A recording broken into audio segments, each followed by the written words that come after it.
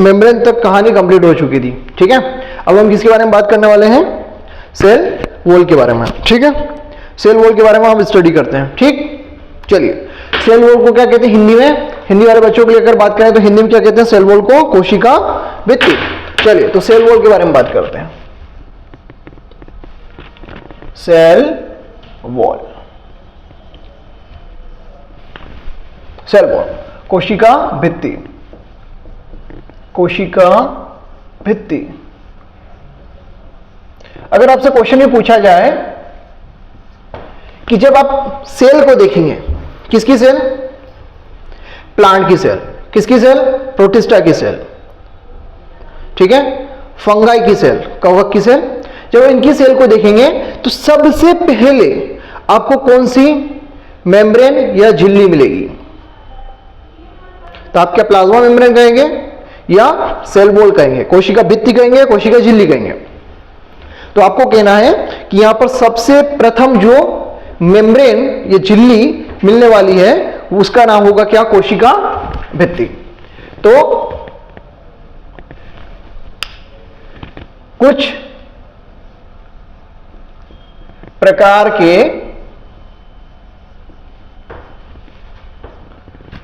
Organisms में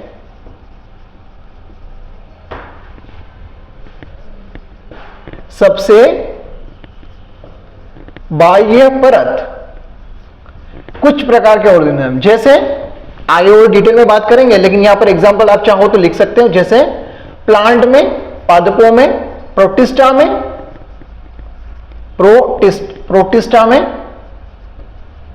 protista में and fungi में, यानी कि आपके कवक में, ठीक है क्या? ये तो हुआ पहला पॉइंट, ये हुई पहली बात, जनरल बात, यानी कि ये सेल मेम्ब्रेन से भी ऊपर है, क्लियर? सबसे बाह्य परत के रूप में है। सर इसका नेचर तो बताइए कैसी होती है? क्या इलास्टिक है? जैसे हमने बात करी थी कि सेल मेम्ब्रेन जो है, कोशिका झिल्ली जो है, वो कैसी है? क्वासी फ्लूइड नेचर की है ना, क्वासी तरल प्रकार की है। तो ये किस प्रकार की है? तो नेचर की इसकी बात करें, प्रकृति की इसकी बात करें, इसकी अगर प्रकृति की बात करें तो ये क्या मिलेगी? कैसी मिलेगी आपको? थिक, क्योंकि ये 2-3 लेयर्स में होती है, थिक एंड इलास्टिक या नॉन इलास्टिक या टफ। तो आप कहेंगे टफ, टफ यानी कि दृढ़, दृढ़ या कठोर रूप से मिलेगी आपको, कठोर टाइप से मिलेगी। और इसको हम कहते हैं non living and non living, ये जीवित नहीं है। अब जीवित और नॉन मतलब जीवित और अजीवित का यहां पर आप परिभाषित कैसे करते हैं? मैंने आपको पहले भी समझाया था। सेल मेम्ब्रेन को हम क्या कह रहे थे? क्वेश्चन आता है, बच्चों को पूछा जाता है कि सेल मेम्ब्रेन जो है वो कैसी है? जीवित है क्या अजीवित है? बताइए। सेल मेम्ब्रेन कोशिका झिल्ली कैसी थी? जीवित या अजीवित? तो हम कहते थे कि जीवित है। कैसे जीवित है? सांस लेती है? कैसे जीवित है? रेस्पिरेशन होता है, मेटाबॉलिज्म होता है। रेस्पिरेशन का मतलब केवल सांसें लेना ही रेस्पिरेशन नहीं है, श्वसन यही नहीं है, मैंने समझाया था आपको, ठीक है। जब भी किसी भी मॉलिक्यूल का ट्रांसफर हो रहा है या मेटाबॉलिक रिएक्शन चल रही है ना, किसी नए मॉलिक्यूल का बनना हो रहा है, मूवमेंट हो रहा है, केमिकल रिएक्शंस हो रही है, that's are consider as a living, तब हम उसको जीवित कहते हैं। लेकिन यहां पर सेल्यूलोज की या हेमिसेल्यूलोज की या फिर पेक्टिन की या फिर लिग्निन की बनी होने की वजह से ये एक अजीवित प्रकार की लेयर है झिल्ली। याद रहेगा क्या? छोटे छोटे से पॉइंट में आएगा, आप भूल मत जाना इस चीज को, ठीक है क्या? बिल्कुल ठोस है, दृढ़ है और अजीवित है, ठीक है। अब अजीवित है तो इसके बहुत सारे काम हो गए, बहुत सारी चीजों में काम आने लग गई, ठीक है। तो निर्जीव है या अजीवित है या निर्जीव आप लिख सकते हैं, निर्जीव है। और ये बाह्य एवं बाह्य आवरण का निर्माण करती हैं। बोला ना, ये सबसे बाह्य आवरण का निर्माण करती है। सही है क्या? इतनी बात समझ आ गई?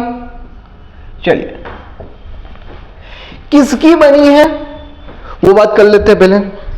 किसकी बनी है वो बात बाद में करेंगे, पहले क्या काम है, ये क्या जरूरत थी कि किसी प्रकार के पौधों में या किसी प्लांट, ऑल प्लांट्स में या अलगी में, या अलगी भी आएगा यहां पर, प्रोटिस्टा में, फंगस में, कवक में, इन सब में रखने की क्या आवश्यकता थी, क्या जरूरत है। तो क्या है इसका, इसके कार्य क्या है, कार्य पे बात करते हैं। इसको रखने से क्या फायदा मिला हमें, क्या कार्य, क्या सावधान, क्या नई चीज ऐसी मिली जिसकी वजह से हम कह रहे हैं कि ये हमारे लिए बहुत ज्यादा फायदेमंद है। क्या है, बहुत ज्यादा फायदेमंद है। एक तो ये कि ये रिजिड होने की वजह से, ठोस होने की वजह से, कठोर होने की वजह से आकार को बनाए रखने में आसानी होती है। किसी भी ऑर्गेनिजम्स के आकार को बनाए रखने में, या आकार को बनाए रखती है, यानी कि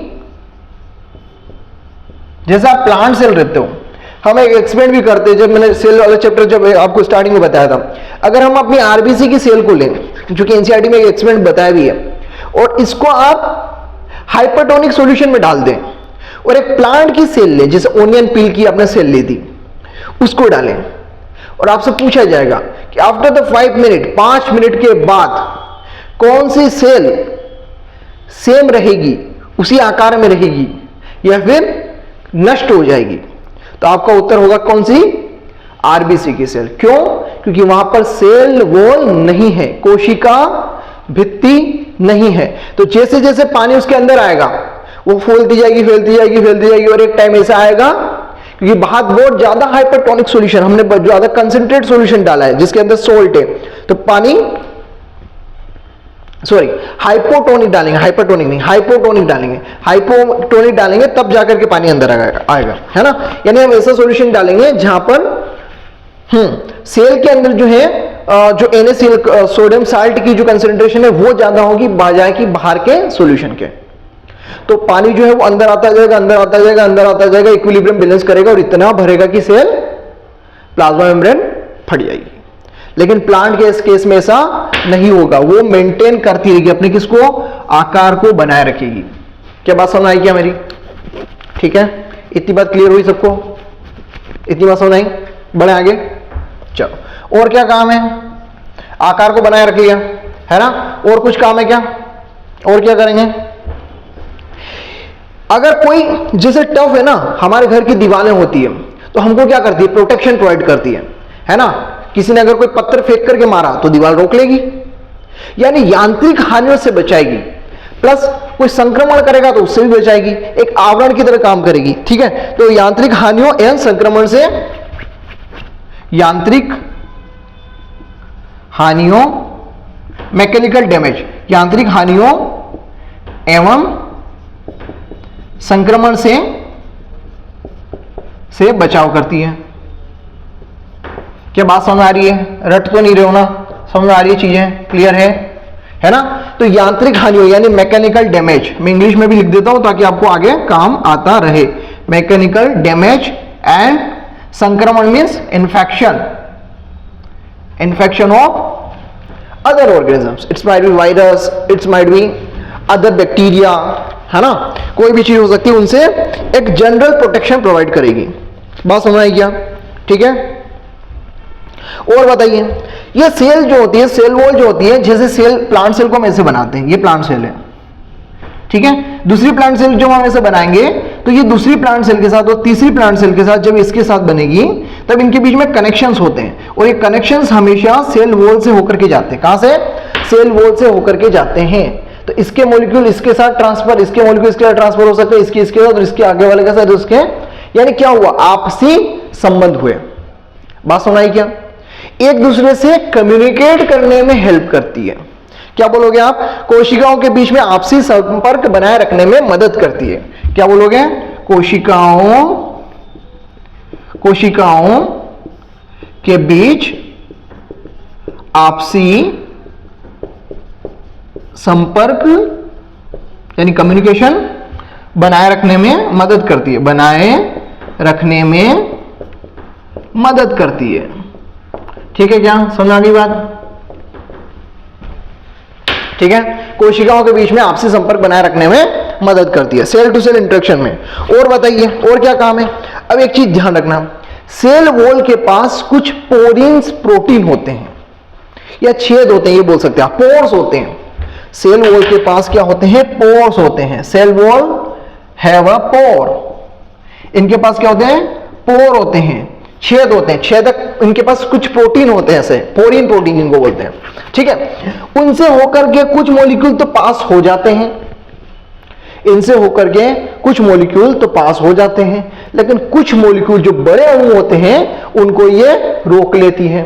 सो अवांछित अणुओं को रोकने का भी कार्य करती हैं।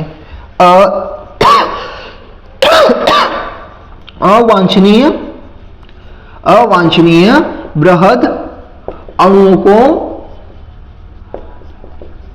रोकने का कार्य करती है, रोकने का कार्य करती है। समझ आ रही क्या बात है ना? ये अब फ्लेक्सिबल तो है नहीं, तो ये इसके अंदर से दूसरे मॉलिक्यूल निकल नहीं सकते। जितना उसकी पोर की साइज होगी, पोरिन प्रोटीन की साइज होगी, उतनी साइज के मॉलिक्यूल निकल पाएंगे। बाकी जो भी बड़े बड़े और कुछ ऑर्गेनिजम्स भी हो गए या कुछ और प्रोटीन्स भी हो गए, तो वो मॉलिक्यूल ट्रांसफर नहीं हो पाएंगे, यानी बैरियर की तरह काम करेगी। क्या बोलोगे आप इसको? एक्ट एज अ बैरियर, है ना? Act as a barrier. Barrier gate होता है ना, बैरिगेट, वैसा। So act as a barrier, ठीक है, रोकने का काम करती है, बैरियर का काम करती है। यहां तक बात समझ आई? ये हो गए इसके सभी कार्य या कैरेक्टरिस्टिक। क्या फायदा है? इतनी बात समझ आई क्या? बोलिए। तो हमने क्या क्या जाना कि ये कहां प्रेजेंट होती है, क्या है, कैसे नेचर की है, और इनके कुछ कार्य। ये जो चीज हम आगे इसकी विशेषता में पढ़ने वाले हैं, जो एनसीईआरटी में इसके आगे विशेषता में जो चीज लिखी है। सबको समझ आया? अब हम क्या पढ़ेंगे? डिफरेंट ऑर्गेनिज्म को हम देखते हैं, जहां से क्वेश्चन बनता है कि यहां पर अगर सेल वॉल प्रेजेंट है तो किसकी प्रेजेंट है, और नहीं है तो ठीक है, फिर नहीं प्रेजेंट है तो कोई दिक्कत नहीं है, लेकिन अगर प्रेजेंट है तो किस चीज की बनी है वो हम बात करते हैं। ठीक, तो आप इसका स्क्रीनशॉट ले लीजिएगा और आप फिर अपनी कॉपी में सेम ऐसे नोट्स बना लीजिएगा। या नोट्स तो आपके मॉड्यूल में ही है उसी टाइप से, तो आपको उसी से स्टडी करना, बस चीजों को यहां पर समझना है। ठीक है, और बाकी एनसीईआरटी बेस ही कर रहे हैं, एनसीईआरटी को अच्छे से याद करना, एनसीईआरटी बेस ही चलाएंगे, अधिकतर चीजें एनसीईआरटी बेस ही रहेगी, थोड़ी सी एक्स्ट्रा चीजें होगी ताकि आपकी समझदारी बढ़े, ताकि आपको रटना ना पड़े, समझदार बनना है, थोड़ा समझदारी बढ़े। तो ये आप नोट कर सकते हैं। तो मैं आगे बढ़ रहा हूं, ठीक है, चलो मैं आगे बढ़ता हूं।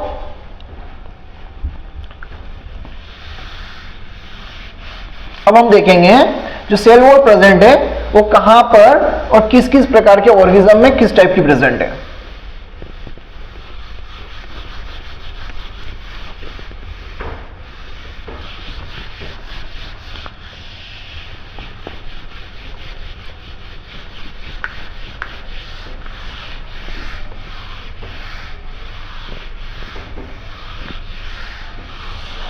चलिए, तो मैं एक लिस्ट बनाता हूं, मैं लिखता जाता हूं, आप मेरे साथ बोलेंगे, आप मेरे साथ बोलते जाएंगे। चलिए, क्या लिख रहे हैं यहां पर? सेल वॉल, ठीक है, प्रेजेंट या एब्सेंट, प्रेजेंट या एब्सेंट, दो चीज लिखेंगे यहां पर, प्रेजेंट है या एब्सेंट है।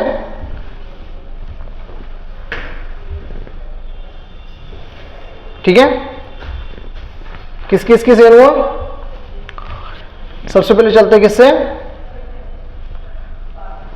मोनेरा से। चलो, मोनेरा, मोनेरा को जानते हो ना? कितने लोग जानते हो मोनेरा को? मोनेरा को जानते हो? बैक्टीरिया को, ठीक है, मोनेरा। फिर मोनेरा के बाद प्रोटिस्टा, प्रोटिस्टा को प्रोटिस्टा ही कहते हैं ना, इंग्लिश में लिख रहा हूं, हिंदी में वही प्रोटिस्टा। फिर फंगस, फंगी या कवक, ठीक है, मोनेरा, प्रोटिस्टा, फंगी और प्लांट, पादप और एनिमल, एनिमेलिया, एनिमल्स, जंतु। ठीक है, यही में और कुछ बचा है ना?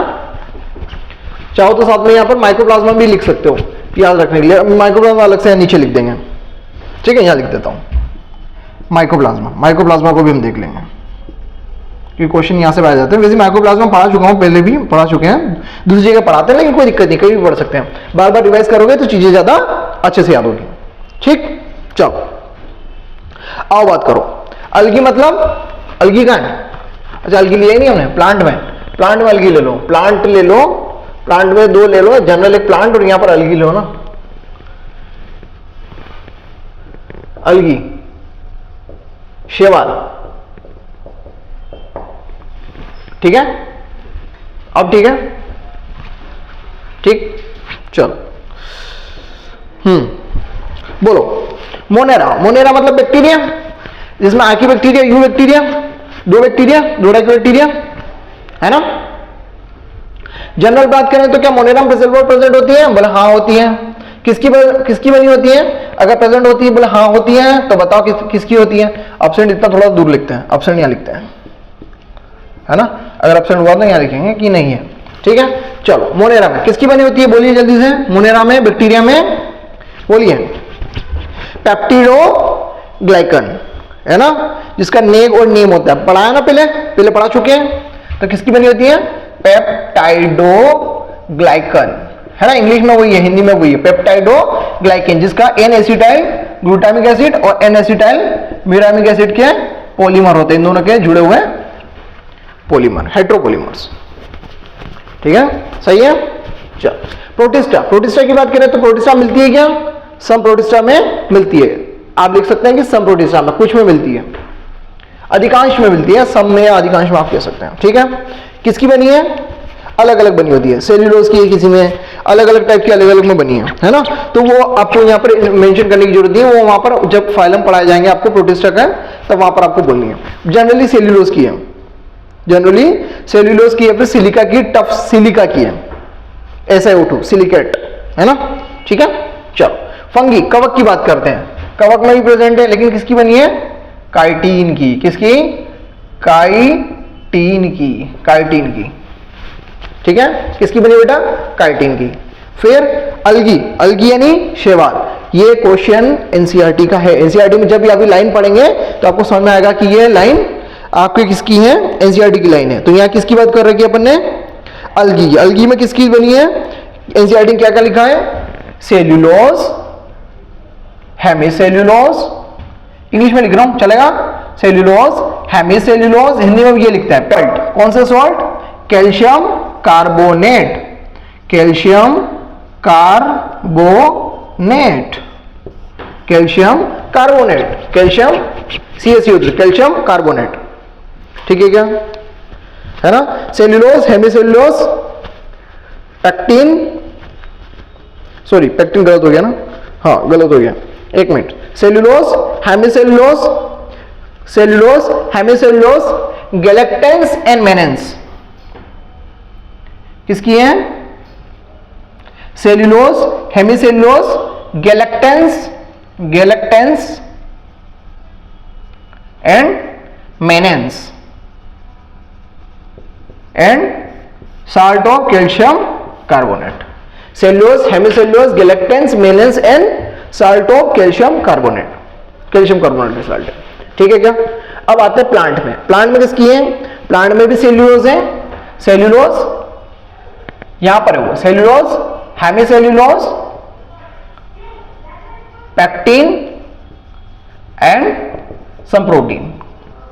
पैक्टिन एंड प्रोटीन भी है, सम प्रोटीन भी है, ठीक है, सम प्रोटीन भी है, पैक्टिन है और सम प्रोटीन भी है। तो cellulose, hemicellulose, pectin and some protein. Animal में होती है सेल वॉल? एनिमल में सेल वॉल एब्सेंट होती है, एनिमल में सेल वॉल नहीं होती है, सही है, बात याद है, क्लियर है। चलो बढ़े आगे। माइकोप्लाज्मा, माइकोप्लाज्मा की हम बात करेंगे तो माइकोप्लाज्मा ऐसा ऑर्गेनल है, मतलब सॉरी ऑर्गेनिज्म है जो कि प्रोकैरियोट में हम कंसीडर करते हैं, बट इसके पास सेल वॉल नहीं होती है। यानी आप जो देख रहे थे प्रोकैरियोट में मोनेरा को, इनके पास सेल वॉल प्रेजेंट थी, लेकिन माइकोप्लाज्मा आर प्रोकैरियोट, ये प्रोकैरियोट हैं बट सेल वॉल absent है, बट सेल वॉल absent है, सेल वॉल नहीं मिलती है। सेल वॉल कैसी है? सेल वॉल absent है। ठीक है क्या? बोलिए, क्लियर? चलो आओ एक बार बात करते हैं कि सेल के ऊपर सेल वॉल बनती कैसे है, कैसे उसका स्ट्रक्चर फॉर्म होता है, और कितने टाइप की सेल वॉल होती है, कितने टाइप की सेल वॉल होती है।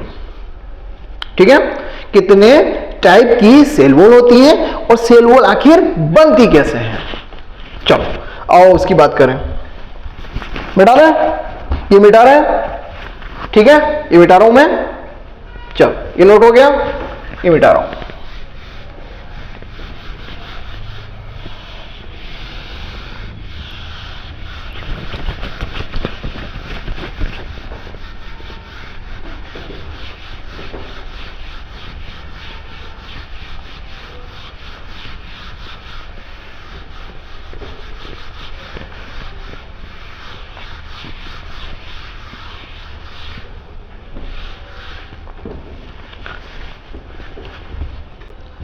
चलिए सेल वॉल के अब स्ट्रक्चर को देखते हैं।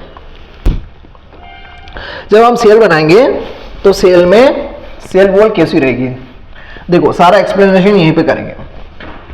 सबसे पहले ये बनी हमने एक जनरल प्लांट की सेल, ये प्लांट की सेल है, ठीक है, ये जनरल प्लांट की सेल है जिसके अंदर ये क्या है? प्लाज्मा मेम्ब्रेन है। अब प्लाज्मा मेम्ब्रेन के ऊपर टर्शियरी सेल वॉल जो है, जैसे जैसे प्राइमरी सेल वॉल आती है वो आगे मूव करती जाती है, वो आगे मूव करती है, ठीक है, वो ग्रो होकर के आगे मूव करती जाती है। तो ये हो गई प्राइमरी सेल वॉल।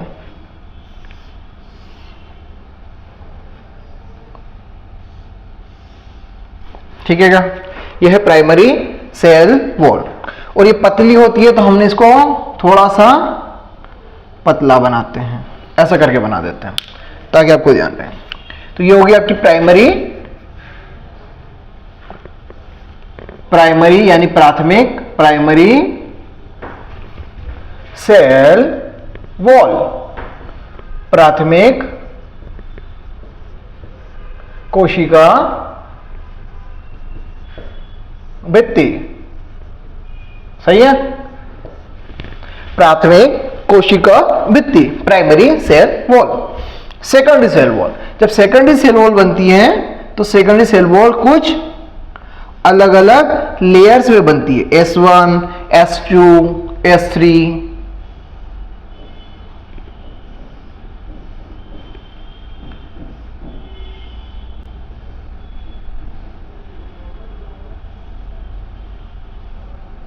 ठीक है क्या?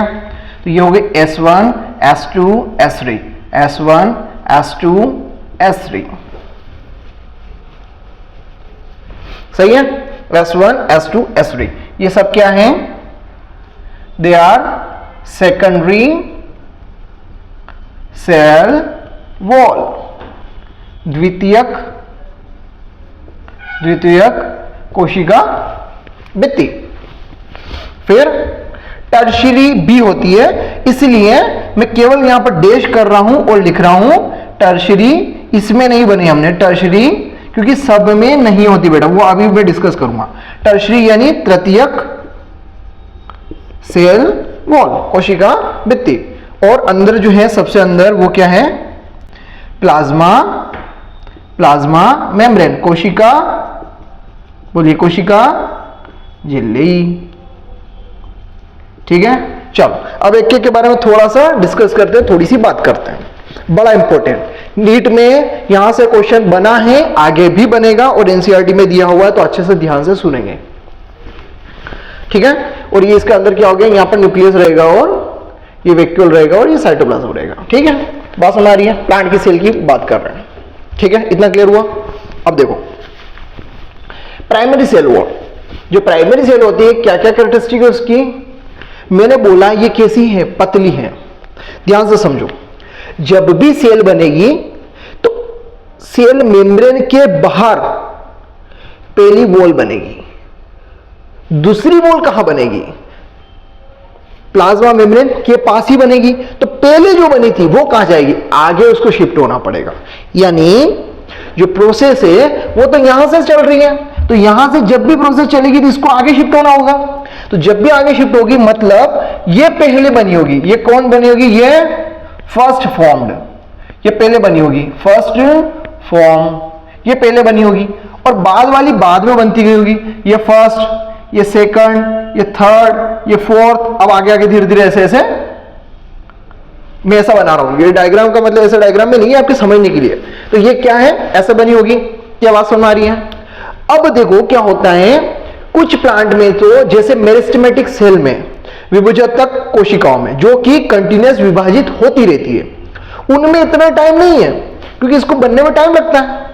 उनके पास इतना टाइम नहीं है और रेट ऑफ डिवीजन बहुत ज्यादा फास्ट है, बहुत ज्यादा फास्ट है।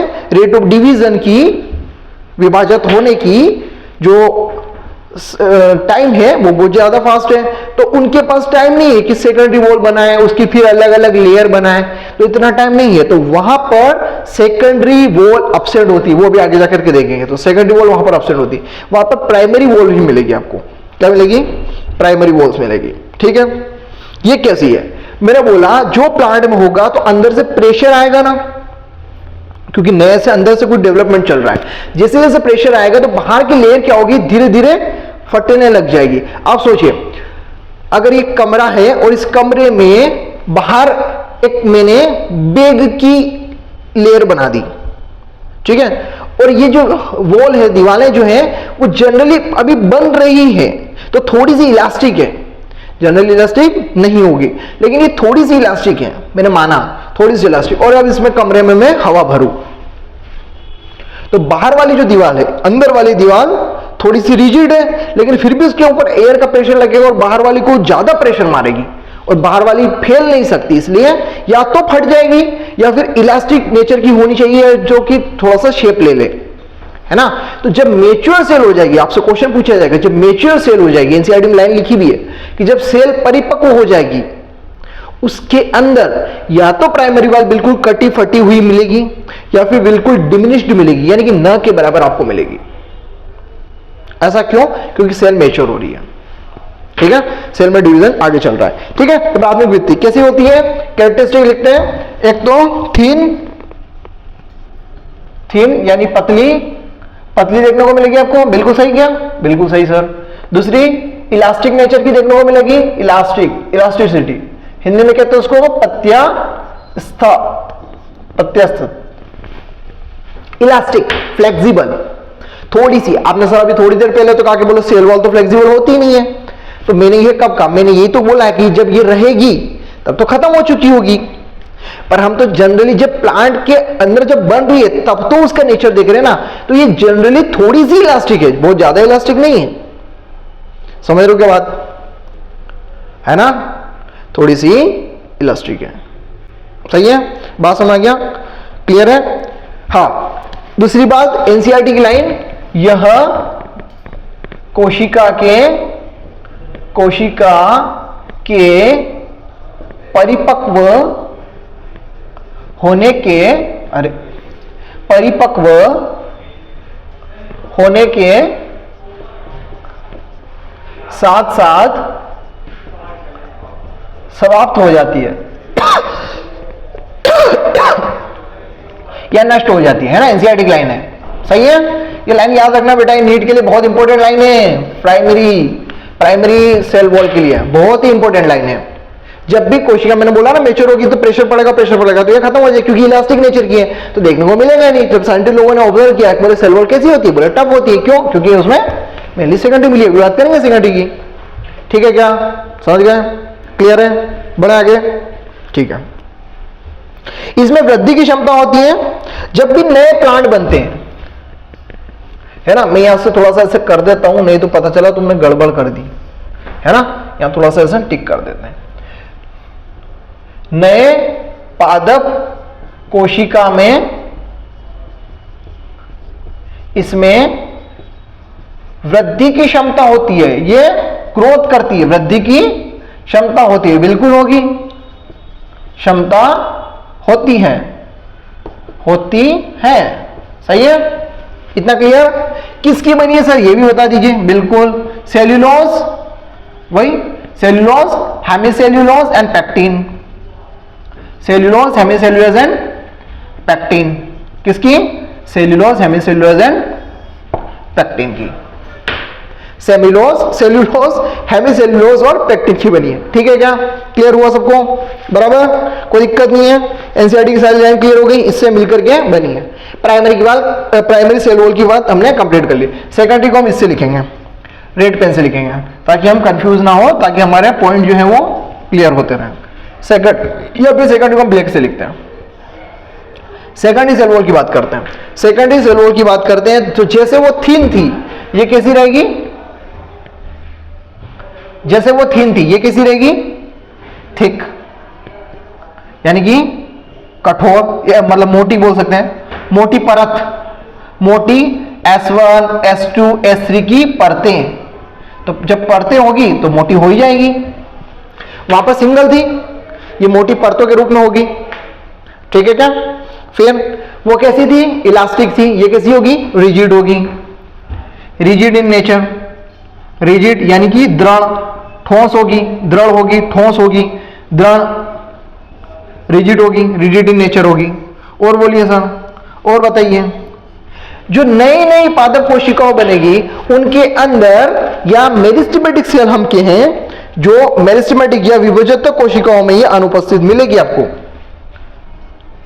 इन a meristematic cell, in the meristematic cell, दिख रहा है, in the meristematic cell secondary cell wall absent. Secondary cell wall कैसी मिलेगी, अब्सेंट। क्वेश्चन आएगा बेटा, इन विभज्योतक की कोशिकाओं में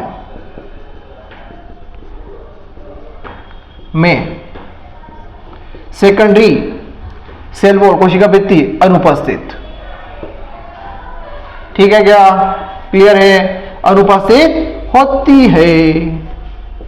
ठीक है, समझ गए।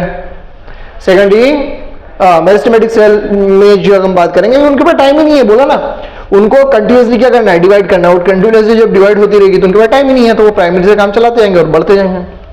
ठीक है, जब वो परिपूर्ण हो जाएगी, परिपक्व हो जाएगी, तब प्राइमरी खत्म, सेकेंडरी इंट्रोड्यूस हो जाएगी, आ जाएगी।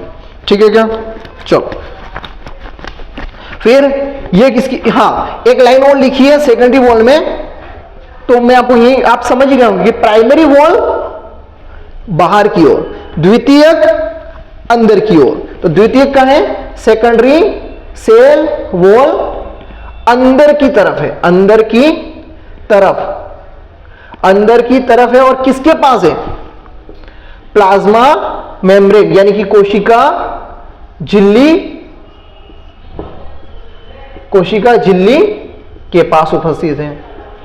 ठीक है क्या, हिंदी समझ में आ रही ना, कोशिका झिल्ली के पास, ये सेकेंडरी है। ठीक है, 2 डिग्री मतलब सेकेंडरी के पास उपस्थित है,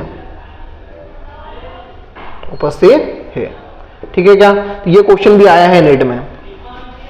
ठीक है क्या, ये ऑप्शन बना के दे देते हैं, फिर आपको ध्यान रखना पड़ेगा। तो एनसीईआरटी की एक लाइन इंपॉर्टेंट है बेटा। ठीक, इसके अंदर भी क्या होता है, वही cellulose, hemicellulose and pectin, cellulose, hemicellulose और पैक्टिन। अब मेरा एक क्वेश्चन है, जो आमतौर पर बच्चे शायद क्वेश्चन सोचते हैं, नहीं सोचते हैं, आप सोचना, फिर मैं आंसर दूंगा आपको बाद में, अगर आपको आंसर नहीं मिलेगा तो, है ना। मेरा क्वेश्चन है, मेरे दिमाग में क्वेश्चन आया कि ये भी सेल्यूलोज, हेमीसेल्यूलोज और पैक्टिन से बनी है, वो वाली भी सेल्यूलोज, हेमीसेल्यूलोज और पैक्टिन से मिलकर के बनी है, तो सर एक थीन और इलास्टिक हो गई और दूसरी थिक और पता नहीं कैसी हो गई, दृढ़ हो गई, ऐसा क्यों, ऐसा क्या हो गया, दोनों का बनने वाला मटेरियल तो एक जैसा है, फिर ऐसा क्यों, एक थीन और इलास्टिक हो गई और दूसरी थिक और रिजिड हो गई। सोच के आप बताना। ठीक है, सोच के आप आंसर देंगे। चलो यहां से ये हो गया। ठीक है, तो कमेंट करिएगा, ऑनलाइन वाले बच्चे जो है वो कमेंट करेंगे और बताएंगे मुझे। बाकी से आपको ये सब रटना है, यह सब याद रखना है, या रटना नहीं है मतलब याद हो जाएगा, साथ साथ ध्यान से करोगे तो याद हो जाएगा। ठीक है क्या, अब टर्शियरी सेल वॉल की बात मैं यहां पर कर देता हूं थोड़ी सी। ये सब में, मैं वापस बोल रहा हूं, ये सब में प्रेजेंट नहीं होती है, एनसीईआरटी में नहीं दिया हुआ है। एनसीईआरटी में नहीं दिया हो, पहले किसी जमाने में क्वेश्चन आ जाते थे, आप क्वेश्चन करोगे तो आपको मिल सकते हैं, इसलिए बता रहे हैं, ठीक है, कि जिम्नोस्पर्म की ट्रैकिड्स में, ट्रैकिड्स, आपने ट्रैकिड्स का नाम सुना है? Tracheids, vessels, xylem parenchyma, xylem fibre, वाहिका, वाहिनिका, जाइलम तंतु और जाइलम पैरेन्काइमा, इनके नाम आगे जाकर के आप पढ़ लोगे, ठीक है। तो इनको बोलते हैं वाहिनिकाओ में उपस्थित होती है। समझ गए कि नहीं? जिम्नोस्पर्म की ट्रैकिड्स में, जिम्नोस्पर्म की वाहिनिकाओं में उपस्थित होती है और हेमीसेल्यूलोज और जाइलेन से मिलकर के बनी होती है। मॉड्यूल में लिखा भी है हेमीसेल्यूलोज और जाइलेन, हेमीसेल्यूलोज एंड जाइलेन से मिलकर के बनी होती है, ठीक है। रेड पेन का इसके लिए है, इधर मत घुसा देना, ध्यान रखना, ठीक है। मेरे को मैं यहां लिखता हूं यार, तुम्हारे भरोसे नहीं है। वाहिनिकाओ, ये रेड पेन का रेड वाले के साथ, ब्लैक वाला ब्लैक वाले के साथ, ये अलग है भैया, ये अलग ये अलग है, ठीक है, ये अलग है, ये अलग है, ये सेकेंडरी के लिए, टर्शियरी के लिए, और तीसरा प्लाज्मा की तो कोई बात ही नहीं करनी अपने को, ठीक है। अब एक बात और बचती है जो कि क्वेश्चन आता है, बहुत फेवरेट है, मतलब ऐसा कोई जरूरी नहीं है, क्वेश्चन आ भी सकता, नहीं भी आ सकता, लेकिन पहले बहुत बार आया है, ठीक है। वो है मिडिल लेमिला के बारे में। तो पहले इसका फोटो ले लो फटाक से और इसको नोट ऐसे ऐसे करके घर पे नोट कर लेना फटाफट से, और जो ऑनलाइन वाले ले रहे हैं वो पोज करके कर लेंगे, सही है, सब समझ में आ गया। मॉड्यूल में ऐसे सारी चीज लिखी है, एनसीईआरटी की चीजें हम कर रहे हैं, एनसीईआरटी कर लोगे पूरा उद्धार हो जाएगा, कोई दिक्कत नहीं है। एनसीईआरटी पढ़ा के हमने 180/180 लाए हैं लोग, है ना, कोई दिक्कत नहीं उसमें, ठीक। हम ज्यादा इसलिए समझाते हैं ताकि बच्चों को थोड़ा सा इंटरेस्ट बना रहे, चीजों को थोड़ा सा वो समझ में आए। ज्यादा अगर टेंशन आने लग जाए तो फिर बता देना, देख लेंगे,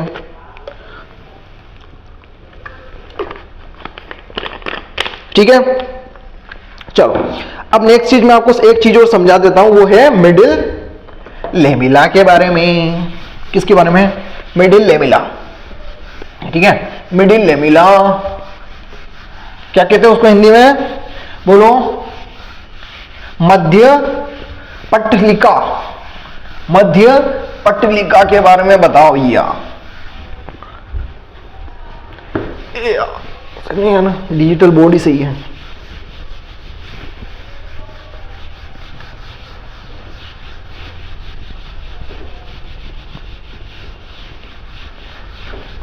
चलिए, तो मध्य पटलिका के बारे में आपको समझाते थोड़ा सा।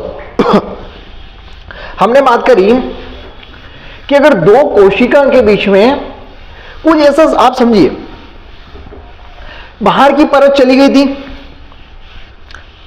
प्राइमरी वॉल चली गई थी, सेकेंडरी वॉल प्रेजेंट थी। दो कोशिकाएं अगर एक दूसरे के ऊपर बहुत ज्यादा प्रेशर लगाएगी तो भी दिक्कत हो जाएगी, या कुछ एक में इन्फेक्शन हुआ तो दूसरे को इन्फेक्शन होने की संभावना बढ़ जाएगी, एक में कुछ मिसकम्युनिकेशन हुआ, कुछ भी दिक्कत हुई तो दूसरा उसके लिए बैरियर बनाता है, वो अलग चीज होती है, लेकिन फिर भी प्रॉब्लम होने की चांस बढ़ जाएंगे। इसलिए क्या करा, और प्लस एक रिजिड बॉडी बनाने के लिए, ऑर्गेनिज्म को रिजिड करने के लिए एक स्ट्रक्चर और कोशिकाओं के बीच में रखा, उसको कहते हैं, क्या कहते हैं, क्या कहते हैं आपका? मिडिल लेमिला, मिडिल लेमिला, ठीक है। मध्य पटलिका, आओ बात करें, कहां मिलती है? मध्य पटलिका, मिडिल लेमिला, मध्य पटलिका,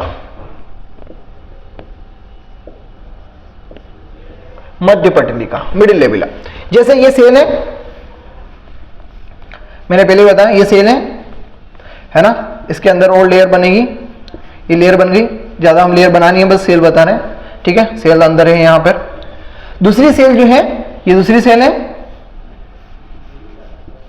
दो सेल के बीच में प्रेजेंट होगी, एक सीमेंट की लेयर की तरह काम करेगी, एक टफ लेयर की तरह काम करेगी। तो यहां पर इन दोनों के बीच में एक प्लाज्मोडेस्मेटल कनेक्शन होता है, उसके बारे में हम आगे जाकर के थोड़ा सा बात और करेंगे। ये प्लाज्मोडेस्मेटल कनेक्शन, और इसके अलावा यानी कि ये इसके साथ है और ये नीचे और भी जो सेल होगी उसके साथ होगा, समझ लो, है ना। यहाँ और जो सेल होगी इनका इसके साथ होगा, सबका आपस में कम्युनिकेशन, इसके ऊपर वाले के भी साथ होगा। तो समझने के लिए हम इतना सा समझा रहे हैं, ठीक है। तो यहां पर जो होगा इसको हम कह रहे हैं क्या, ये बना हुआ है क्या, ये है आपकी मध्य पटलिका, ये है मध्य पटलिका, ये आपकी मध्य पटलिका है। एक ही साइड होगी क्या, मेरा आंसर दो, एक ही साइड होगी क्या, बोलिए। अरे नहीं, सबकी साइड होगी, सब साइड होगी ना। क्यों, क्योंकि इस सेल और इस सेल की बीच में भी तो होगी, यहां भी दोगी, अरे यहां भी दोगी, यहां भी तो कनेक्शन है, यहां भी कनेक्शन है, तो इस सेल और इस सेल के बीच में भी होगी। और सेम थिंग फॉर द ऊपर साइड, यहां भी होगी, क्योंकि यहां भी देख सेल होगी, अरे यहां भी देख सेल होगी, यहां भी एक सेल होगी, तो ये सब सेल के बीच में होगी। समझाने के लिए एक जगह समझा रहे हैं, चारों साइड होगी, मतलब 6 साइड होगी, 4 तो नहीं है, 6 साइड है, ठीक है। तो सारी साइड होगी, ये तो समझाने के लिए हम समझाते हैं 6 साइड 8 साइड, ऐसा कोई साइड नहीं है, बस हम डायगोनली समझाते हैं, इसलिए समझा रहे हैं। तो क्या हो रहा है, सब जगह प्रेजेंट होगी, है ना। यानी कि सेल वॉल के ऊपर एक और सीमेंटिंग लेयर है, ठीक है। अगर ऑप्शन में बाहर से अंदर की ओर आ जाए लेयर का नाम, तो सबसे पहले मिडिल, हाँ मिडिल लेमिला मिलेगी आपको, ये ध्यान रखना है। ये भी तो क्वेश्चन आया है नहीं इस टाइप का, क्योंकि बनाने वाले ने केवल एनसीईआरटी बेस ही बनाया है, लेकिन अगर समझदार हो तो समझना बना सकता है, तो बिल्कुल बना सकता है ना। तो आपको याद होना चाहिए, सिंपल सी चीज, इसमें कोई बड़ी बड़ी बात है नहीं, एनसीईआरटी पढ़ के बच्चा ये समझ सकता है ना। तो बाहर सबसे पहले middle lamella, then primary cell wall, then secondary अगर है तो, मतलब प्राइमरी है तो, फिर सेकेंडरी, फिर टर्शरी अगर है तो, और फिर प्लाज्मा मेम्ब्रेन, और फिर अंदर की कहानी चलेगी, ठीक है। चलो इतना समझ गया। मध्य पटलिका कहते हैं it's a common layer between the two cells, हम कहते हैं कि दो कोशिकाओं के मध्य की परत के नाम से हम इसको जानते हैं, दो कोशिकाओं के मध्य की परत के नाम से हम जानते हैं, ठीक है। इट्स अ सीमेंटिंग लेयर, ये एक सीमेंट की लेयर, एक सीमेंटिंग, जैसे प्लास्टर या सीमेंट हम चढ़ा देते ना, उस टाइप की सीमेंट की लेयर की तरह ये काम करती है, ठीक है। इसको हम सीमेंट लेयर भी कहते हैं, क्या कहते हैं इसको, प्लांट सीमेंट की लेयर की तरह कहते हैं।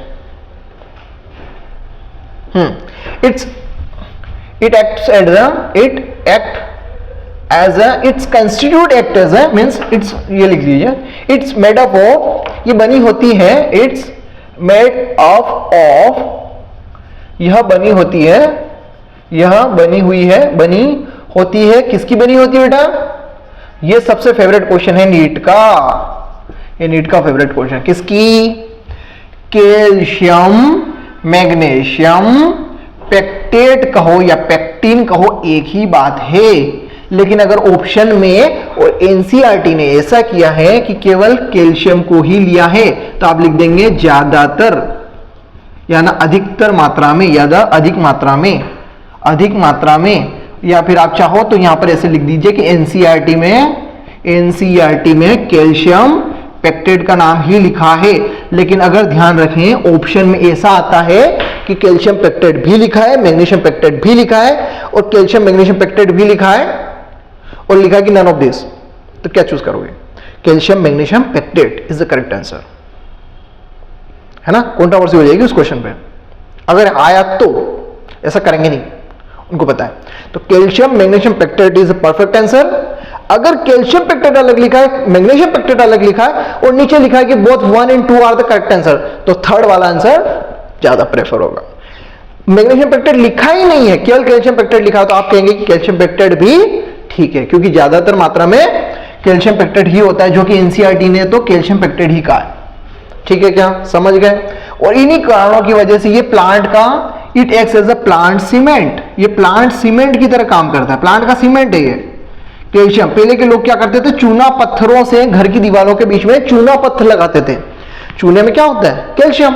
प्लांट ने बोला ये हमारा चूना है, तो calcium magnesium pectate is a plant cement for the plant, ठीक है क्या, ये प्लांट के सीमेंट की तरह काम करता है। इसके अलावा एनसीईआरटी लिखती है कि cellulose is the main constitute of the cell wall, cellulose एक मेन कंस्टिट्यूट है सेल वॉल का, सेल्यूलोज मेन अभिन्न अंग है सेल वॉल का। इसके अलावा हेमिसेल्यूलोज, पेक्टिन, सुबेरिन जो है आल्सो प्रेजेंट होते हैं सेल वॉल। याद रहेगा मेन चीज, सेल्यूलोज, हेमिसेल्यूलोज एंड पेक्टिन, इसके अलावा सुबेरिन भी मिलता है। तो अगर ऑप्शन में आता है तो आपको चारों को चूज करना पड़ेगा अपने दिमाग के हिसाब से। फिर से बोलिए, प्लांट्स एंड, दो चीजों में बच्चों को हमेशा कंफ्यूज होता है, एक तो अलगी की सेल्यूलोज, मेनेंस, गैलेक्टेंस, है ना, cellulose, mannans, galactans and calcium carbonate. Cellulose, mannans, galactans and calcium carbonate, ये किसका हुआ? अलगी का, शैवाल का। और प्लांट की अगर बात करो तो सेल्यूलोज, हेमिसेल्यूलोज, पेक्टिन एवं कुछ पादपों में सुबेरिन की भी मिलती है, सुबेरिन भी डिपोजिशन मिलता है। तो अगर ऑप्शन में नहीं है सुबेरिन तो कोई दिक्कत नहीं है, अगर दिया है और ऑप्शन में मांगा है कि इनकी बनी होती है तो आप सुबेरिन को भी टिक करके आएंगे। ठीक है क्या? एक एक चीज मैंने अच्छे से समझा दी है। अब क्वेश्चन गलत नहीं होना चाहिए, कोई भी वैसे ही नहीं होगा, होना नहीं चाहिए, होगा नहीं। अब एक चीज बचती खाली, plasmodesmata, plasmodesmatal connection, plasmodesmata. Plasmodesmata में आपकी इसके बाद समझा देंगे आपको, ठीक है, टाइम बहुत हो गया है। तो प्लाज्मोडेस्माटा बस खाली 2 मिनट की दो लाइन है, बस 2-4 लाइन है, वो बच गया था बच्चों। प्लाज्मोडेस्माटा को खत्म कर लेते हैं। तो प्लाज्मोडेस्माटा की हम बात करते हैं तो ये स्ट्रक्चर है प्लाज्मोडेस्माटा। प्लाज्मोडेस्माटा क्या है? It's a connection between the two adjacent cell. It's a connection between two cell. मैंने बोला दो सेल आपस में कम्युनिकेशन करती हैं। हमने सेल वॉल की स्टार्टिंग में बोला था, है ना, आपस में काम चलता रहता है। हर प्लांट की सेल दूसरे प्लांट की सेल से कम्युनिकेट करती है। ठीक है क्या? ये होता है। अब देखो कैसे कम्युनिकेट करेगी, तो आओ बात करते हैं। जैसे ये सेल है और ये सेल है, अब इन दोनों के बीच में ये क्या है? बोलिए ये क्या है? कैल्शियम मैग्नीशियम पेक्टेट की मिडिल लेमिना। पढ़ा चुके ना? मिडिल लेमिना, मध्य पटलिका। क्या है? मध्य पटलिका है। समझ आएगा? इतना क्लियर है? इसके बीच में कुछ जगह पे मध्य पटलिका नहीं है और इसको बोलते हैं, ये हमारे पास क्या है? प्लाज्मोडेस्माटा। प्लाज्मोडेस्माटा यानी मिडिल का कनेक्शन एक पाइप के जैसा है। तो आप देख रहे हो कि ये पाइप जो है किसने बनाया? ये कौन है? Endoplasmic reticulum. कौन है? एंडोप्लाज्मिक रेटिकुलम, है ना? हमने पढ़ा था ना, न्यूक्लियस, न्यूक्लियस से यानी केंद्रक, और केंद्रक के साथ में अंतःप्रद्रवी जालिका, अंतःप्रद्रवी जालिका जुड़ी होती है और यही आगे जाकर के मिलकर के ये ट्यूब्यूल स्ट्रक्चर बनाती है जो कि कनेक्ट करती है। और इस ट्यूब्यूल स्ट्रक्चर को हम प्लाज्मोडेस्माटा को हम इस ट्यूब को ये जो कनेक्शन है इसको तो प्लाज्मोडेस्माटा करेंगे। ये ट्यूब जो स्ट्रक्चर बना है इसको हम डेस्मोट्यूबुल्स कहते हैं। क्या कहते हैं? हिंदी में डेस्मोट्यूबुल ही कहेंगे। डेस्मोट्यूबुल्स, जिसको किसने बनाया? By ER, endoplasmic reticulum. ये क्वेश्चन पूछा जाएगा आपसे। एनसीईआरटी में ये चीज नहीं है, ध्यान रखेंगे थोड़ा सा, याद आ जाएगा क्या? ट्यूब्यूल बनाने का काम, ट्यूब बनाने का काम एंडोप्लाज्मिक रेटिकुलम ही करती है। मैंने बोला था पहले भी, आगे जाकर की भी और बात करेंगे एंडोप्लाज्मिक रेटिकुलम में। तो डेस्मोट्यूबुल जो कनेक्शन है, प्लाज्मोडेस्माटा कनेक्शन है, एक पाथ है, ये इसके बीच में, दूसरे के बीच में भी होगा, यहां भी होगा, यहां भी होगा, सबके बीच में होगा। तो हर ईआर जो है इसका काम है डेस्मोट्यूबुल कनेक्शन बनाना, ताकि इसके कुछ अगर कम ज्यादा हो तो इसमें जा सके और इससे कम ज्यादा हो तो यहां पर ट्रांसफर किए जा सके। क्या होगा? इसमें कनेक्शन हो, कम्युनिकेशन हो बिटवीन द टू सेल। ये दो निकट स्थित पादप कोशिकाओं के बीच में संयोजन या द्रवी संयोजन आप कह सकते हैं, है ना, द्रवी संयोजन बनाने में सहायक होते हैं। एनसीईआरटी की लाइन है, ये लिखी हुई है, ठीक है, पढ़ लीजिएगा एक बार। Plasmodesmata is a characteristic multicellular plant, characteristic of multicellular plant, क्योंकि एक से ज्यादा कोशिका तो होनी चाहिए ना, यानी बहु कोशिकीय पादपों की क्या है? विशेषता है। बहु कोशिकीय पादपों की ये विशेषता है। जहां पे भी एक से ज्यादा सेल है वहां पर प्लाज्मोडेस्माटल कनेक्शन से ही कनेक्शन होगा और आपस में संयोजन होगा। ठीक है। ईआर की ट्यूब्यूल का नाम क्या है? ईआर से जो ट्यूब बनी है, ट्यूबुलर स्ट्रक्चर बना है, उसका नाम है डेस्मोट्यूब्यूल, जो कि किससे बनी है? एंडोप्लाज्मिक रेटिकुलम से। ठीक है क्या? है ना? क्लियर हो गया? और तो कुछ बचता नहीं इसमें। हाँ, एनसीईआरटी की लाइन में एक लाइन और लिखी है कि कोशिका भित्ति एवं मध्य पट्टिका के बीच में जीव द्रव्य तंतु, प्लाज्मोडेस्माटा का दूसरा नाम जीव द्रव्य तंतु स्थापित होता है, जो कि किससे? मिडिल लेमिला से होकर के जाता है। सेल वॉल, मिडिल लेमिला, वापस सेल वॉल, इनके बीच में कम्युनिकेशन है जीव द्रव्य तंतु का। कोशिका भित्ति मध्य पट्टिका के बीच जीव द्रव्य तंतु आड़े तिरछे रूप में स्थित रहते हैं, जो कि आसपास की कोशिकाओं को आपस में जोड़ते हैं। ठीक है? किस में? कोशिका भित्ति और मध्य पट्टिका। क्लियर है? सिंपल है, सिंपल सी चीज है, कोई दिक्कत वाली बात ही नहीं है। तो ये हो गया आपका प्लाज्मोडेस्माटा कंप्लीट। यहाँ पर आपका सेल वॉल कंप्लीट होता है। अब आपका एंडोमेम्ब्रेनस सिस्टम बचता है। दो छोटे छोटे टॉपिक और रहे हैं, उनको कंप्लीट कर लेते हैं, है ना? उनको कंप्लीट करने के बाद ही जो है आपको एंडोप्लाज्मिक रेटिकुलम अंतःप्रद्रवी जालिका। देखो, आप क्वेश्चन करोगे तो कुछ पुराने क्वेश्चंस में आपको कुछ कंफ्यूजन हो सकता है, और एज अ बायो के स्टूडेंट हमको चीज़ें पता भी होनी चाहिए, है ना?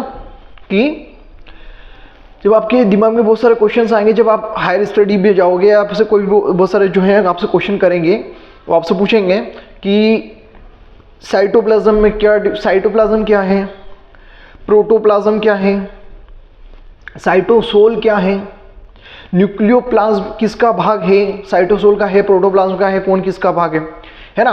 तो यही मैं आपको एक बार बता देता हूँ। ठीक है क्या? अपन ने पहले सेल वॉल और इनकी बात कर ली, वैसे इससे पहले भी बात कर सकते थे, ऐसी कोई बात नहीं है, पर बीच में एक बार एक चार्ट बना लेते, कोई दिक्कत नहीं है। ठीक है? सीक्वेंस ही चल रहा है, लेकिन अब हमने सेल वॉल पढ़ लिया, सेल मेम्ब्रेन पढ़ लिया, है ना? ऐसा तो हम डायरेक्ट नहीं पढ़ते, पहले सेल वॉल पढ़ते हैं, सेल मेम्ब्रेन पढ़ते हैं, पर लेकिन ऐसा कुछ नहीं है, कहीं भी कन्वेंस से पढ़ सकते हैं। ठीक है? अब हम सीक्वेंस से ही चलेंगे। इसके बाद जो है एंडोमेम्ब्रेन सिस्टम, आप सीक्वेंस से चलेंगे, लेकिन उससे पहले एक बार वो थोड़ा सा सेल के बारे में थोड़ा सा देख लो। ठीक है क्या? आओ, तो देखो, जब भी हम सेल की बात करते हैं, कोशिका की बात करते हैं, तो हम कहते हैं कि जो सेल है ना, वो दो चीज का पोर्शन है। एक तो आउटर में एक सेल मेम्ब्रेन है, और उसके अंदर जो है वो सारा का सारा क्या है? प्रोटोप्लाज्म है। यानी साइटोसोल से भी बड़ी चीज क्या है? साइटोप्लाज्म से बड़ी चीज क्या है? प्रोटोप्लाज्म है। मॉड्यूल में डायरेक्ट दिया नहीं है, मॉड्यूल में डायरेक्ट साइटोप्लाज्म को हमने क्लासिफाइड कराया, तो इस चीज को आप ध्यान रखेंगे। सबसे पहले सेल है, सेल के ऊपर सेल मेम्ब्रेन है ना? सेल मेम्ब्रेन या कहो, या फिर प्लाज्मा मेम्ब्रेन कहो, क्या कहोगे इसको? कोशिका झिल्ली, है ना?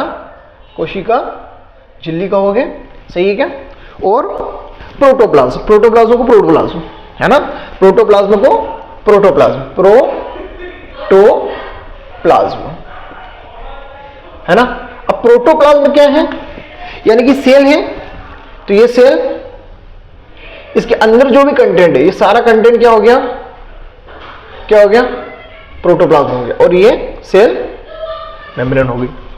ठीक है क्या? प्रोटोप्लाज्म हो गया। प्रोटोप्लाज्म के अंदर क्या है? तो अब जिसको साइटोप्लाज्म कहते हैं ना, उसकी बात होगी। किसकी बात होगी? इसकी बात होगी। तो आओ, प्रोटोप्लाज्म के अंदर हम देखते हैं, प्रोटोप्लाज्म के अंदर क्या देखते हैं? प्रोटोप्लाज्म के अंदर हम क्या पाते हैं कि प्रोटोप्लाज्म के अंदर क्या दो चीजें हैं? Cytoplasm and nucleoplasm. क्या क्या है प्रोटोप्लाज्म के अंदर? साइटोप्लाज्म यानी कि कोशिका द्रव।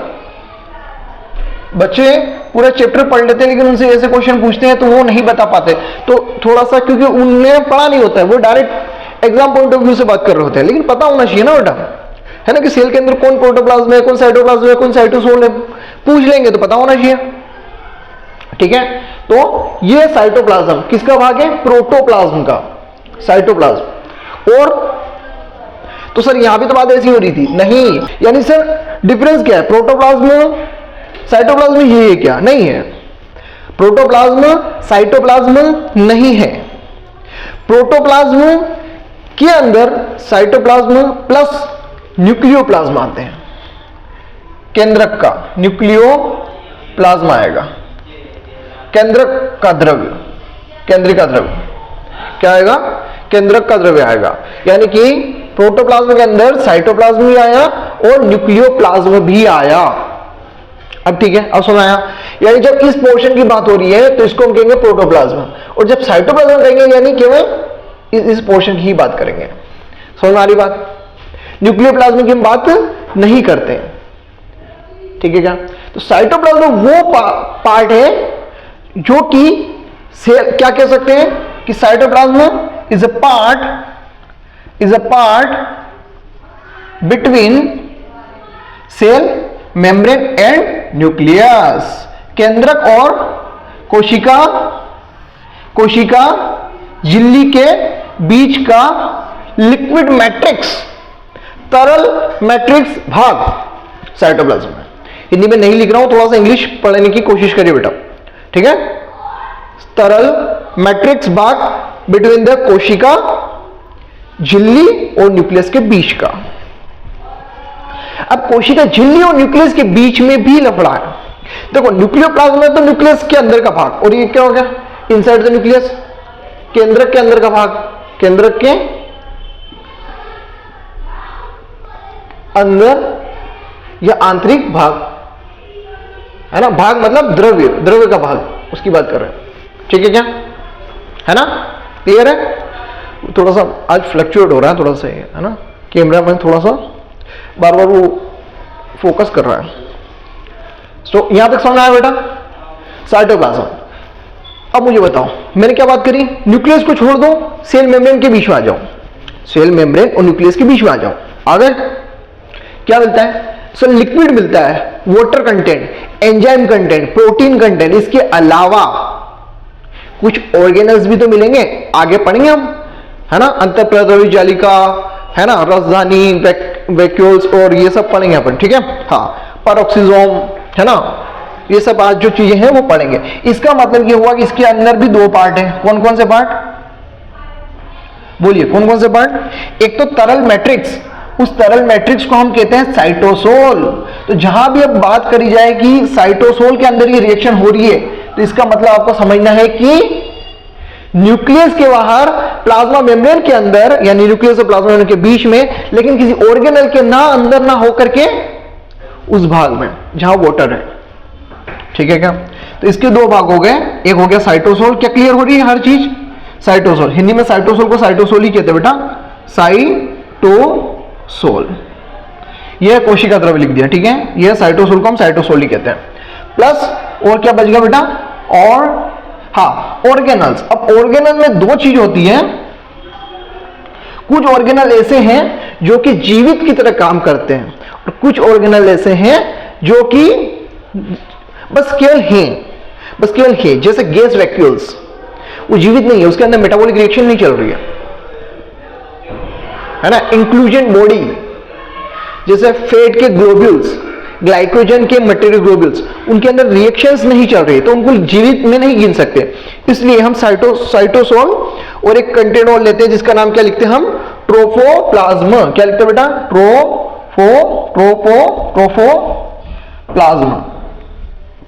ट्रोफोप्लाज्म, ठीक है। तो फिर ट्रोफोप्लाज्म के दो भाग हो जाएंगे आपके, कौन से बेटा, देखो इतना याद नहीं रहे, देखो वैसे सिंपल है, अगर आप चीजें समझ के करोगे तो बहुत सिंपल है, अगर समझ के नहीं करोगे तो थोड़ा सा कठिन हो जाएगा। पर इतना तो पता होना चाहिए कि प्रोटोप्लाज्म जो है वो किसका भाग है, सब सेल है, और सेल का पूरा भाग क्या, सेल मेम्ब्रेन और अंदर का भाग प्रोटोप्लाज्म। प्रोटोप्लाज्म में क्या है, अंदर जो है वो क्या है, साइटोप्लाज्म और न्यूक्लियोप्लाज्म आ गए। साइटोप्लाज्म में सारे ऑर्गेनल्स वाला भाग आ गया और लिक्विड मैट्रिक्स वाला भाग आ गया। ये क्या है, only water content, only liquid matrix या वाटर, है ना, कोशिकांगों को छोड़कर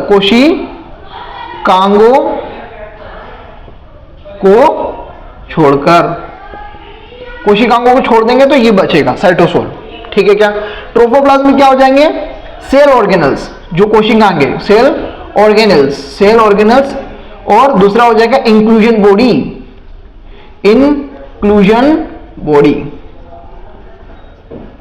non living inclusion body, non living अजीवित इंक्लूजन बॉडी। सेल ऑर्गेनल को कहते हैं कोशिकांग, सेल ऑर्गेनल को कहते हैं बेटा कोशिकांग, और अजीवित अंतर वस्तुएं, अजीवित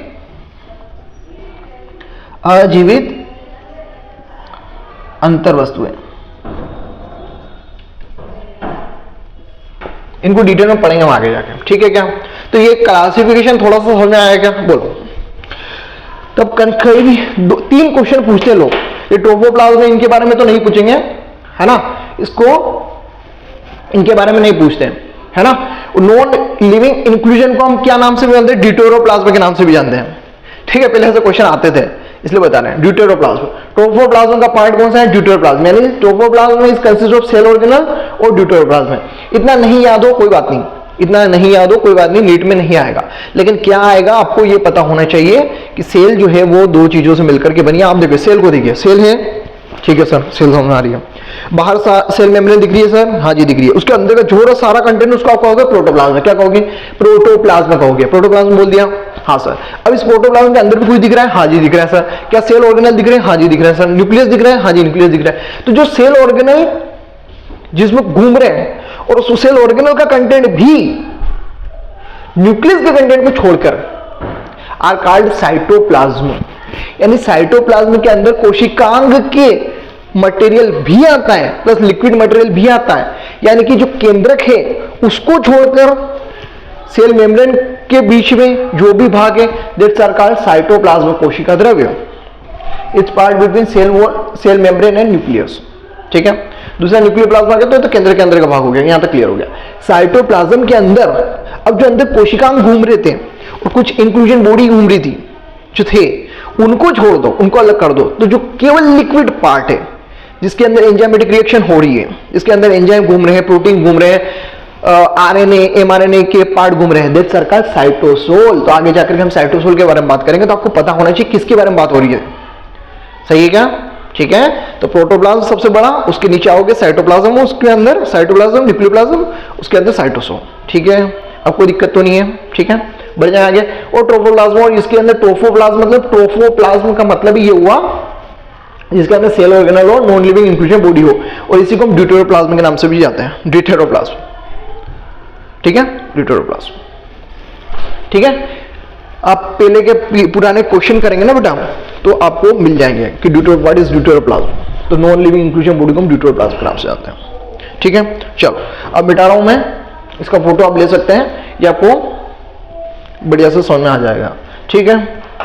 मैंने बता भी दिया कि नीट में क्या आएगा और आपको क्या याद रखना है, मैं बिठा रहा हूं, ठीक है। अब बस खाली एक छोटा सा पोर्शन और बचता है, मैं फटाफट से वो पढ़ा करके आगे बढ़ता हूं, खत्म करते हैं इसको फटाफट से, ठीक है। That's is endomembranes system, endomembranes system.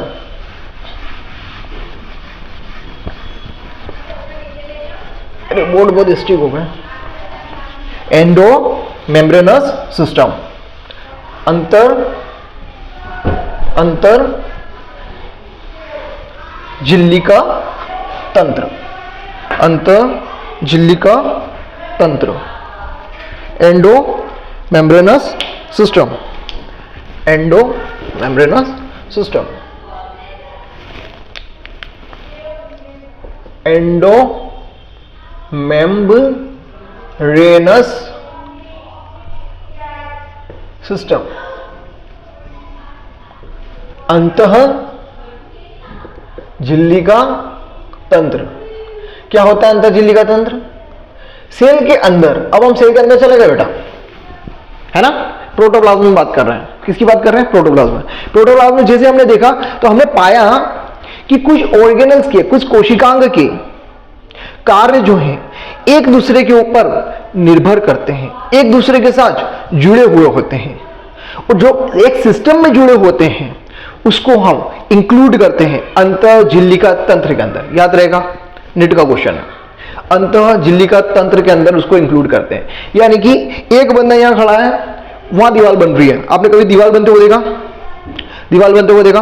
या घर का काम, घर बनते हुए देखा? आपने देखा होगा एक बंदा होता है जिसका काम केवल क्या होता है, बोरे में से सीमेंट निकाल करके डालना, गिट्टी निकाल करके डालना, पत्थरों को उठा करके देना, मतलब ईंट उठा करके देना, उसका वही काम है, उसका वो काम है। दूसरे का काम क्या है?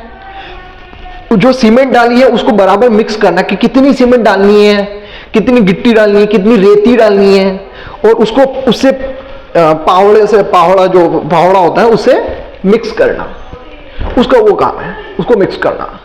या फिर आप अभी मॉडर्न जमाने की बात करो तो वो मशीन आ गई है ना, वो घूमती है, तो वो उसमें डाल देते हैं, पर कितना अमाउंट में डालना है वो एक बंदा वो डिसाइड करता है। आप ध्यान से देखना कभी ऐसे काम को, तो आप देखोगे कि वो बंदा अलग है और जो ला के डाल रहा सामान है वो अलग है, वो अलग है, वो ये कारीगर वाले लोग हैं, ये टेक्निकल लोग हैं, और वो जो है वो तो मजदूर है जो लेकर के आ रहे हैं। ठीक है, फिर एक बंदे को तो दो मजदूर और जो लगे हुए हैं, 2 मजदूर 3 मजदूर और लगे हुए हैं, वो क्या कर रहे हैं? भर रहे हैं, जो भी खाली हो रहा है ना उसको अपने तगारी में, उनको पतीले में जो भी है उसमें भर के मिस्त्री के पास दे रहे हो। और मिस्त्री का काम क्या है?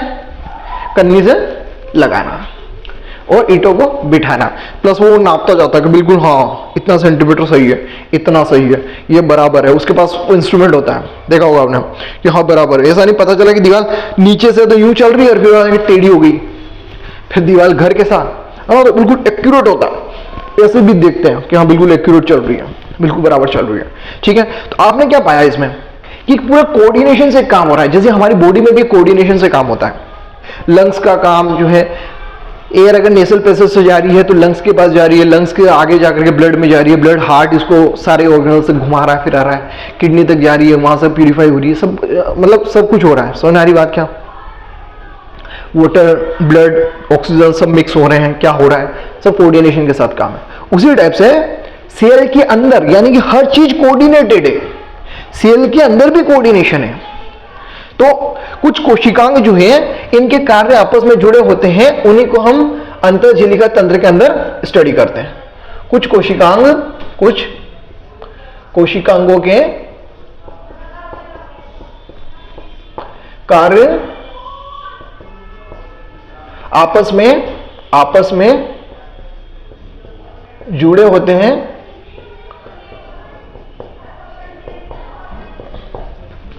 उन्हें हम एंडोमेम्ब्रेनस सिस्टम, अंतःझिल्लिका तंत्र के अंतर्गत स्टडी करते हैं। ठीक है, स्टडी करते हैं। समझ आ गई बात? कौन कौन से हैं सर बताइए? आओ देखें, ये याद रखना है, ये नीट का क्वेश्चन है, एनसीईआरटी में दिया है, नीट का क्वेश्चन बनेगा ही बनेगा, यहां से बना है क्वेश्चन पहले भी। Which of the following are the part of endomembranous system? तो आपको आंसर देना है सबसे पहले 4 ऑर्गेनल है, जिसमें सबसे पहला है एंडोप्लाज्मिक रेटिकुलम, एंडोप्लाज्मिक रेटिकुलम,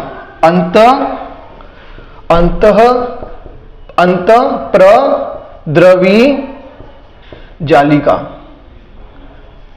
अंतःप्रद्रवी जालिका, एंडोप्लाज्मिक रेटिकुलम। दूसरा, इससे जो भी सिस्टम बनकर के आएगा वो किसके पास जाएगा?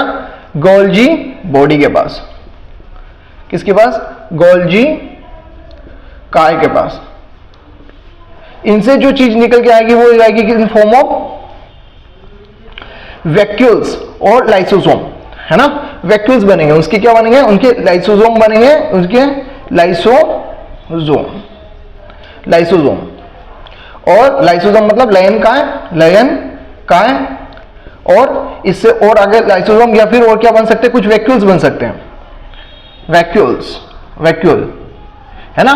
प्लांट और एनिमल दोनों में वैक्यूल्स होते हैं, एनिमल में छोटे होते हैं बस। वैक्यूल मतलब राजधानी।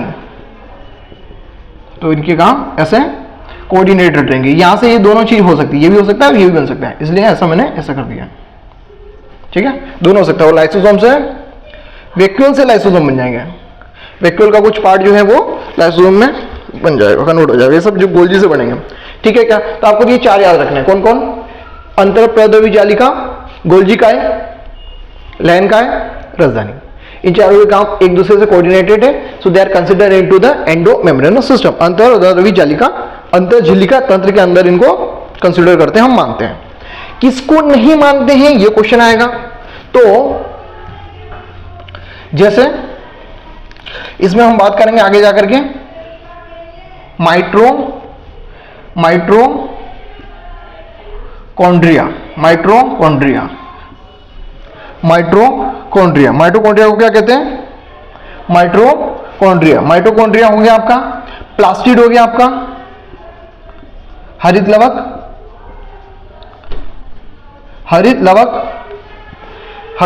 लवक, माइटोकॉन्ड्रिया, प्लास्टिड, है ना।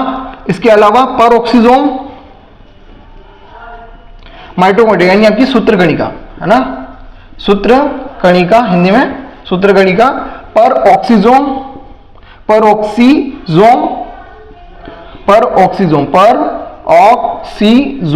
ये सब आपको समझ में आ जाएंगे आगे, अभी पढ़ेंगे जब, ठीक है। अब इनके कार्य, they are not part of endomembranous system. ये एंडोमेम्ब्रेनस सिस्टम का भाग नहीं है। क्यों नहीं है? क्योंकि इनके कार्य से नहीं जुड़ते हैं या फिर आपस में कनेक्टेड नहीं होते हैं, इसलिए they are not part of endomembranous system. चलिए, तो यहाँ पे खत्म होती है कहानी। अब हम नेक्स्ट क्लास में हम किसकी बात करेंगे बेटा? वैसे थोड़ा सा टॉपिक रह गया था, तो हम इस टॉपिक को हमने कंप्लीट कर लिया। अब क्या है, अपन नेक्स्ट में किससे बात करेंगे? एंडोप्लाज्मिक रेटिकुलम से। यहाँ तक सारी चीजें समझ आई। एक बार 2 बार इसको अच्छे से नोट्स को रिवाइज कर लीजिएगा। यही क्वेश्चन आने वाले हैं। एनसीईआरटी को 2 बार पढ़ लीजिएगा, बिल्कुल इंपॉर्टेंट है, पढ़ के रखिएगा। चलिए, मिलते हैं। राधे राधे।